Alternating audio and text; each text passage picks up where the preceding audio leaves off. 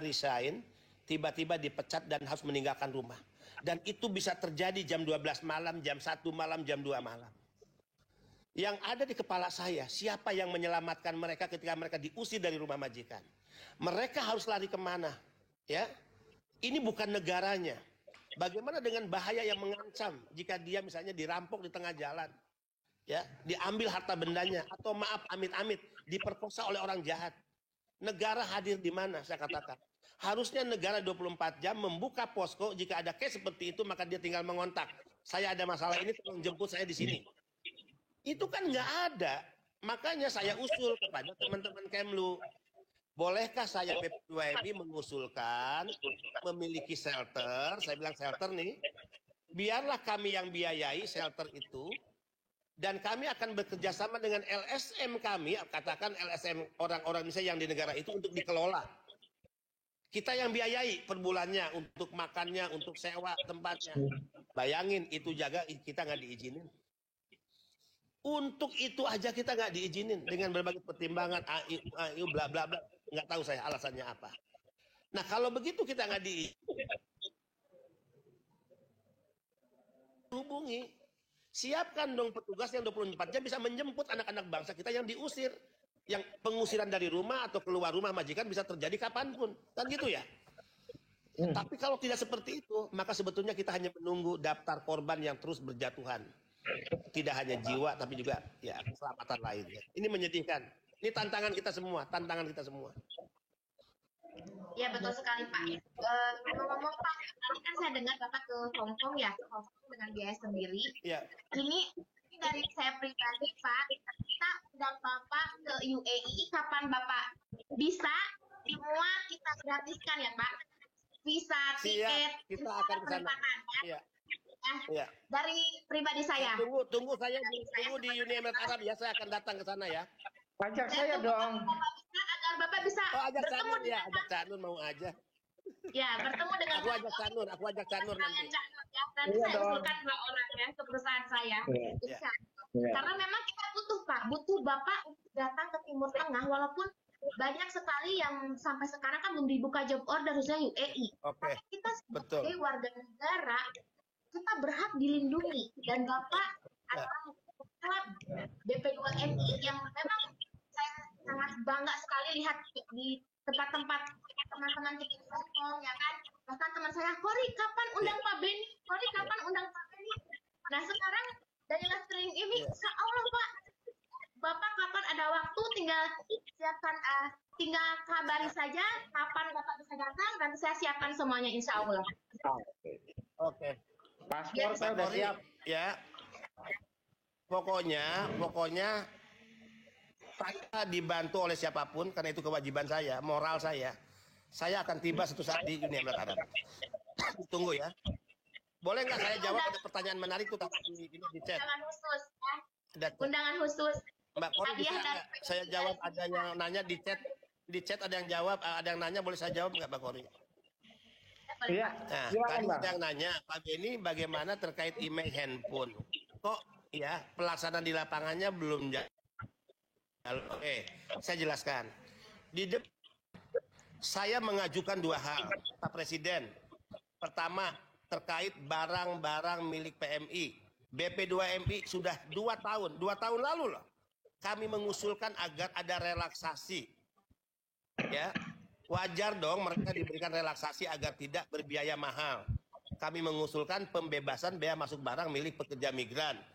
Presiden menyetujui $1.500 untuk 3 kali pengiriman ya dalam 1 tahun. Berarti 1 kirim datangi biaya $500. Ya, $500 itu kalau sekarang 7,5 juta katakan ya. 7,5 juta. Jadi kalau kita ngirim barang 10 juta dikurang 7,5 juta, maka tinggal 2,5 juta yang dibayar. Itu Presiden sudah setuju untuk barang milik PMI, ya. Kemudian email, Pak Presiden, mereka pulang ke tanah air, keluarga udah nunggu, mobil udah disediakan oleh keluarga, tapi mereka lama hanya untuk antrian registrasi email. BP2MI mengusulkan dibebaskan registrasi ini. Nah, dua-dua ini belum jalan di lapangan. Saya katakan, BP2M itu bukan pelaksana kebijakan itu, hanya sebagai pengusul. Pelaksananya Bea Cukai. Nah, karena itulah akhirnya BP2MI kemarin, nanti jika butuh, Mbak Kori, ya saya kirim suratnya ke Mbak Kori untuk membuktikan atas belum terlaksananya itu di lapangan, BP2MI mengirim surat kepada Menteri Keuangan. Ya kasarnya ginilah, Bu Menteri, ini kan keputusan ratas, kok di lapangan belum berjalan, gimana dong, kabari ke kami, kasarnya gitu. Nanti suratnya bisa saya kirim. Jadi itu ya bukan kewenangan BP2MI, tapi BP2MI yang memperjuangkan itu. Ya, nah mudah-mudahan ya tentu dengan surat yang kita kirim ini bisa ya mengetuk hati Bu Menteri agar di bawahnya cepat melaksanakanlah keputusan yang diminta oleh Presiden itu. Didoain aja lah ya. Amin. Satu lagi nih Pak, kan di Ya. Saudi Arabia. Kak Kori izin. Kak Kori. Mana?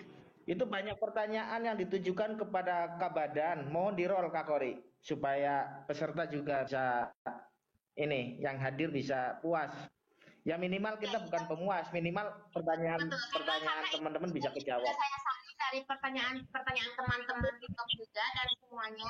Makanya saya pentingkan dulu yang ada di catatan saya Pak ya, seperti itu. Jadi dengan banyaknya TKW Indonesia yang ada di UAE, Saudi Arabia yang overstay Pak, yang tidak punya dokumen, ya kan Pak. Jadi saya minta bantuan Bapak untuk mengusulkan seperti adanya di Saudi Arabia pasporisasi. Ya, di Saudi Arabia sudah berjalan pasporisasi untuk mereka-mereka yang overstay tidak punya paspor atau paspor expired, tidak bisa punya paspor baru seperti itu dengan alasan itu. Dan di UAE itu kapan? Kita minta seperti itu karena imigrasian Pak, saya dan teman-teman yang lain, kita untuk imigrasi itu yang penting kita punya bos di sini, mereka yang akan membantu kita melaksanakan kita kembali. Tapi kita butuh dokumen seperti itu. Dan satu lagi untuk PMI kaburan, jangan sampai nanti dibebaskan untuk pulang seenaknya, yaitu dengan membuat SPLP dan bisa pulang Pak. Seperti itu Pak, karena sekarang nih gampang sekali mereka pulang dengan biaya cuma 2.500. Ya seperti itu Pak. Jadi kaburan-kaburan banyak calo-calo nih yang calo-calo memulangkan TKW kaburan, bahkan mereka itu kaburan Pak di sini seperti itu. Yang maaf ya, mereka katanya bekerja sama dengan pejabat oknum di sana ya untuk memulangkan PM. Jadi kan maaf di sini Pak, maaf walaupun prosedur mereka membawa biaya untuk membawa TKW itu kan tidak sedikit seperti itu. Jadi ya harusnya ada kebijakan untuk PMI kaburan yang bisa pulang dengan SPLP, harus ada pasti Pak. Ya, itu usulan dari kami Pak. Gimana Pak Sanur? Artinya mungkin Mbak Kori melihat kok yang overstay sulit untuk dipasporisasi ya. Kok yang kaburan dengan gampang keluar SPLP kan gitu ya. Misalnya. Oke, saya akan bicara juga dengan Pak Dubes ya, kebetulan saya kenal baik Pak Hussein ya. Nanti akan saya sampaikan. Ini udah saya kan ada staf 2 nih yang mendengarkan dialog ini, mereka mencatat semua. Ini ada pertanyaan juga terkait cuti ya. Cuti jangan khawatir ya. Kemarin kan seolah-olah ada kesulitan ini itu. Kita udah berkirim surat kepada Dirjen Imigrasi 2 kali. Intinya ada apa? Sepanjang dia bisa menunjukkan paspor, visa kerja ya yang masih berlaku, dan juga perjanjian kerja yang membuktikan bahwa dia masih bekerja, dia hanya pulang kampung nih. Rindu lihat istri, lihat yayang, lihat bebek, misalnya di kampung, lihat orang tua. Ya udah, apalagi yang dipersulit sih gitu ya. Apalagi yang dipersulit.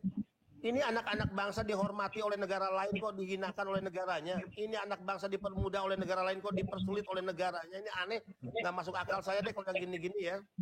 Makanya saya suka marah melihat kondisi ini, dan kita harus lawan sama-sama kondisi ini. Kita harus berani speak up. Dan saya bersyukur Mbak Kori bisa mewakili banyak orang yang gelisah, yang ditindas selama ini.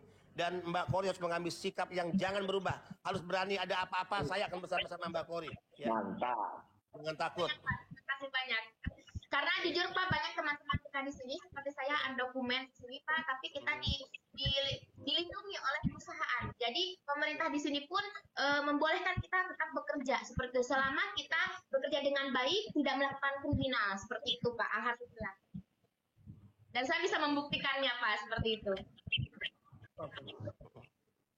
Saya juga memberi kesempatan ya siapapun mau directly lewat saya. Nanti handphone saya di-share aja, dikasih tahu ke teman-teman ya. Nggak ada yang tertutup bagi saya. Ya. Atau saya sebut aja deh ya, 0813 8352 5050. 0813 8352 5050. 0813 83 5050 ya. Itu nomor handphone saya. Kalau ada hal-hal darurat ya, perlu informasi, perlu tindakan apa ya, directly aja ya.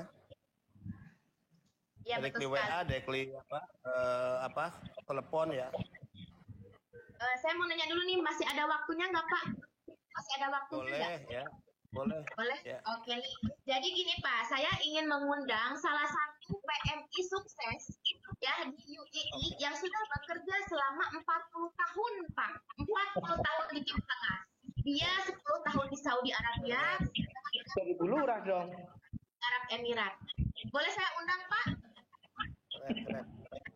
Boleh, Ya. keren. Bulurah. Ibu Jamilah ya. Bulurah. Ya, namanya Ibu Jamilah. Jadi dia adalah TKW sukses kalau kita bilang ya Pak ya. Saya akan undang.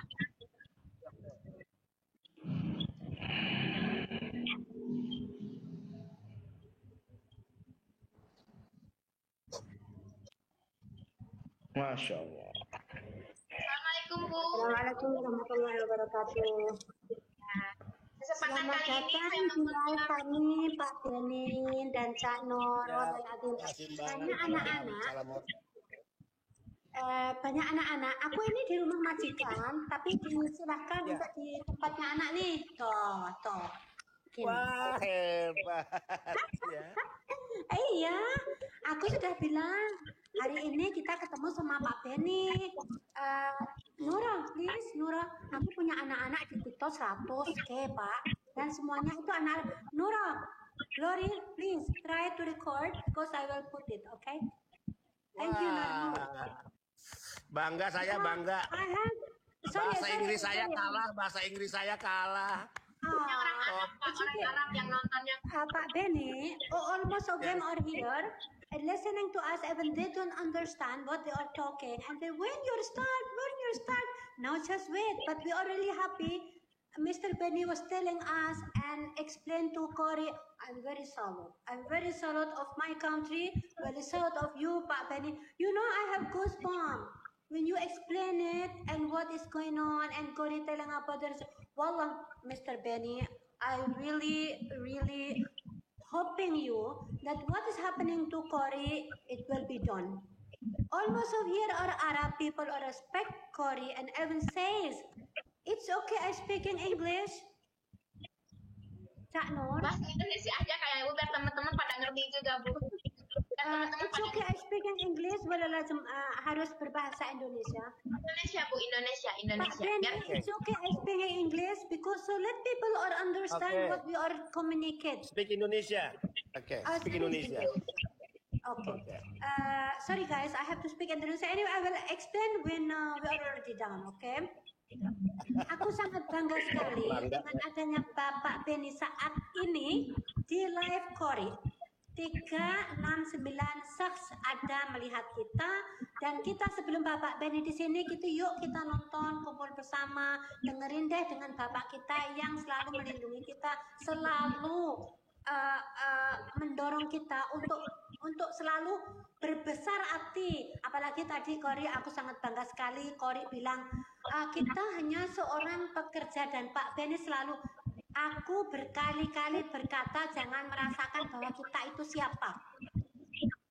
Bangga banget orang yang seperti Bapak, sangat salut sekali Bapak. Lagi-lagi setiap kali aku juga mendengarkan Bapak selalu memihak kepada kita, dan aku nggak ada sih yang harus aku katakan, speechless karena Mbak Cory sudah tanya semuanya. Aku hanya ingin orang yang seperti Cory ini Pak, orang yang seperti Cory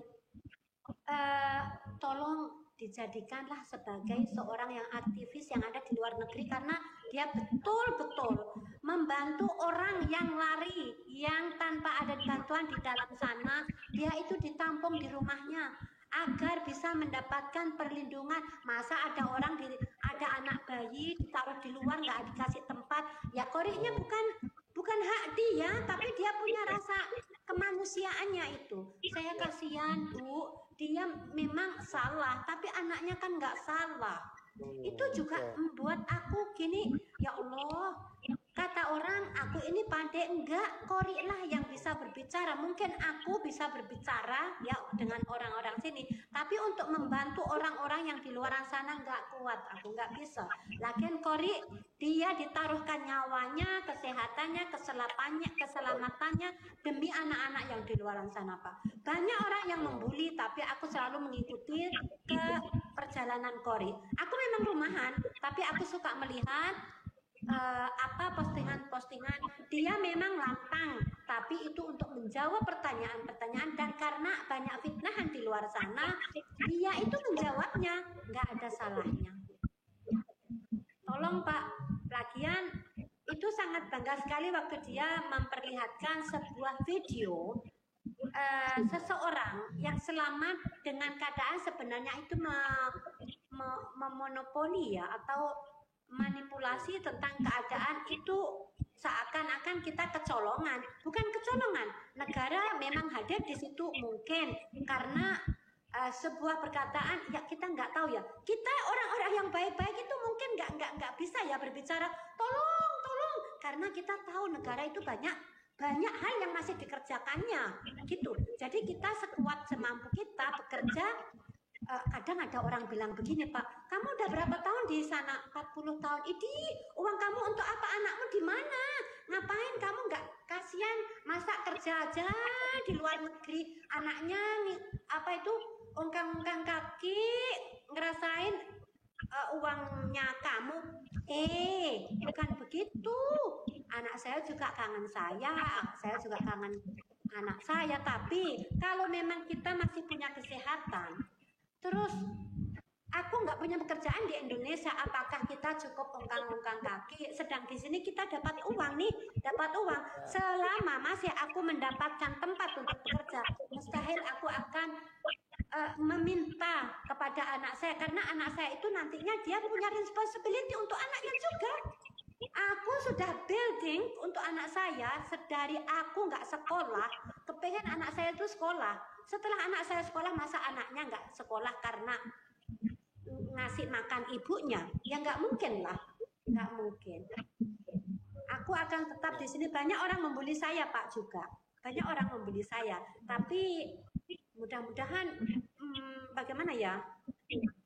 Apalagi kalau kita para PLI yang ada di sini ini nggak mau pulang, ya udahlah, kalau ketemu kepada kita semoga sehat walafiat. Kalaupun ada tempat untuk saya, Pak, saya akan bilang di Indonesia masih banyak orang yang mencari pekerjaan, berilah untuk mereka. Ibu alhamdulillah di sini dapat tempat, majikan baik, dan mereka selalu bilang udah di sini aja, di sini juga keluarga kamu. Ya alhamdulillah, ngapain dibulinya kitanya gitu loh.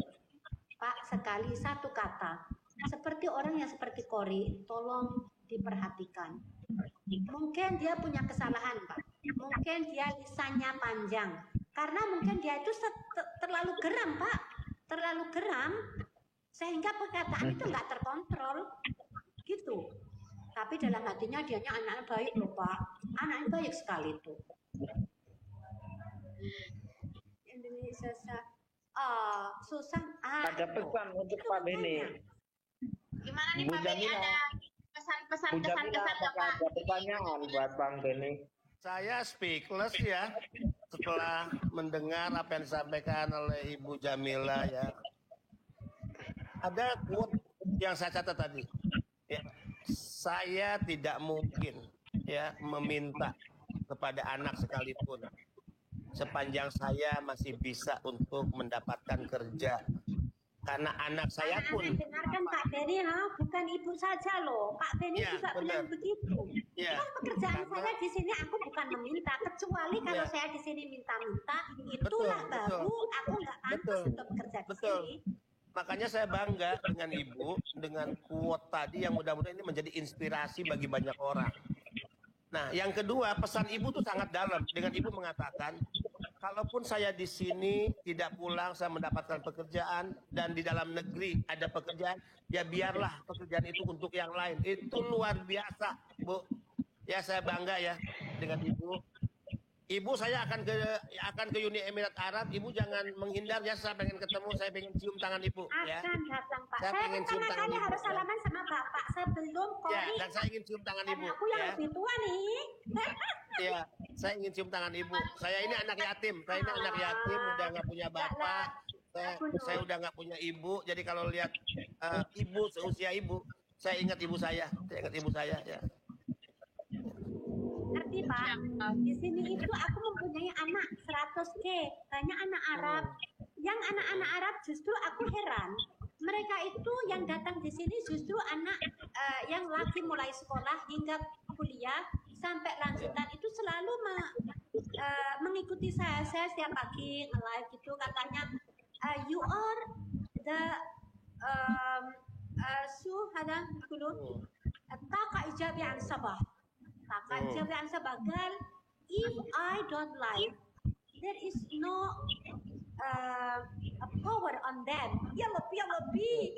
I am very happy for them also. That's why I feel like I'm staying in my home. I have my kids. Nora here. Look here. Almost of them. Look. Even they try to write in Indonesia, so you know what they are reading. Glory, Nora, Yalla bi. Ya Allah. Thank you, Nur. You stay with us even you don't understand. That's why I try to speak.